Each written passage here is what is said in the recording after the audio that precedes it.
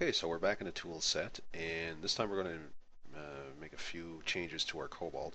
The first thing we're going to do is I'm just going to delete this guy because we're modifying his blueprint and not his instance, and when we make changes to his blueprint we want to replace him.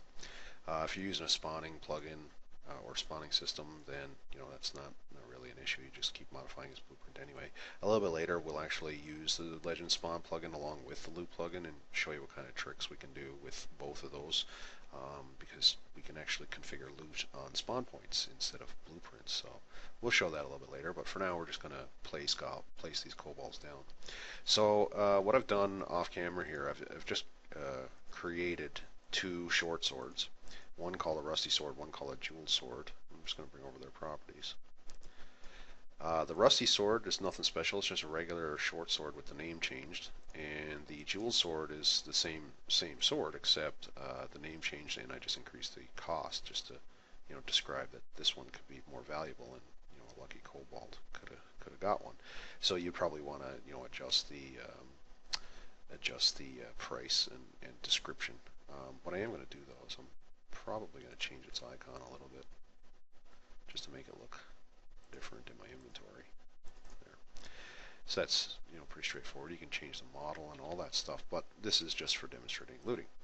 So we have these two swords, and what we're going to do is we're going to want our cobalt, we'll go back to him, we're going to want him to, or one of his kind, to have a 35% chance of dropping that jeweled sword, and if they don't have the jeweled sword, they're going to have the rusty sword instead.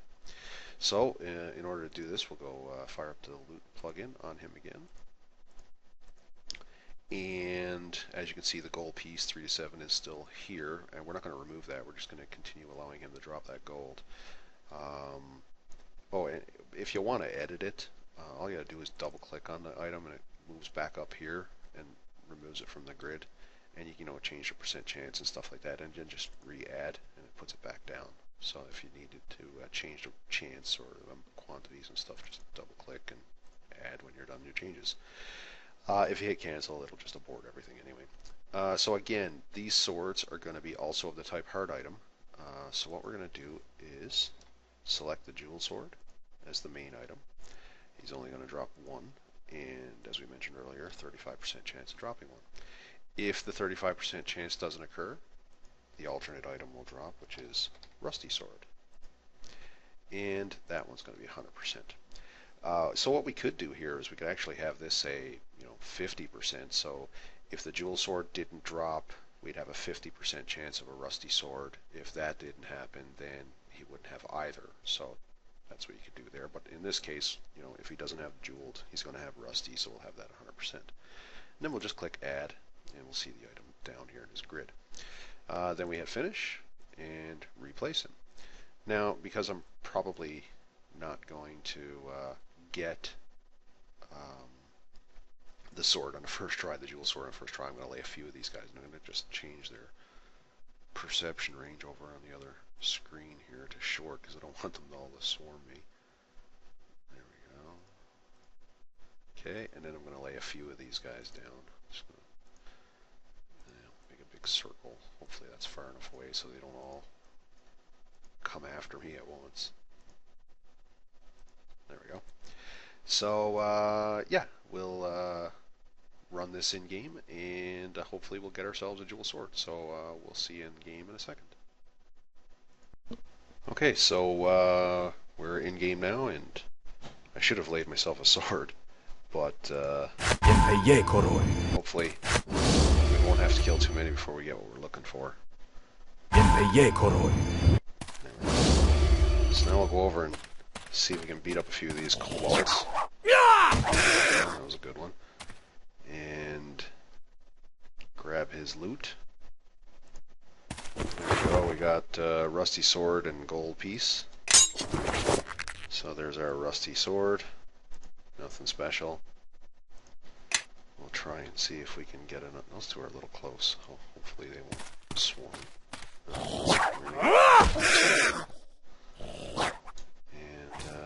gonna have to get you. We got loot over there waiting to be picked up, so hopefully this won't last. Or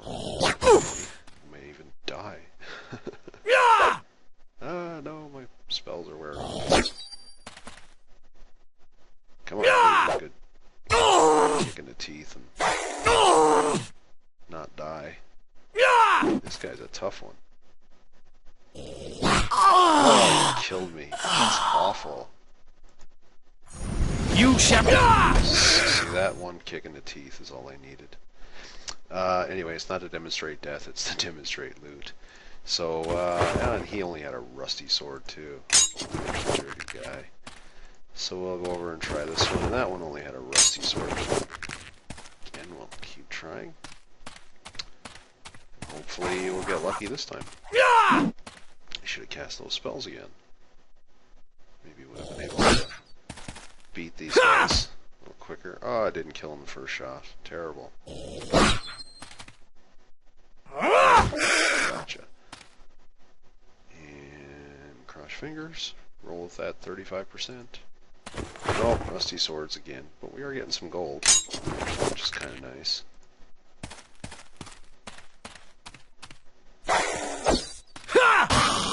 Three. Come on. And of course I'm just using the built-in character that you can run when you do a test, so. Just a wimpy guy. We can beat kobolds. I'm almost dead, but maybe I'll get lucky. And loot for me. Oh, rusty sword again. Just a quick rest. Enemies nearby. Oh well. Happily, in this persistent world, the death penalty is pretty minimal. You shall soon trouble no one again. It's not even a persistent world, not even live on the server right now, it's just single player.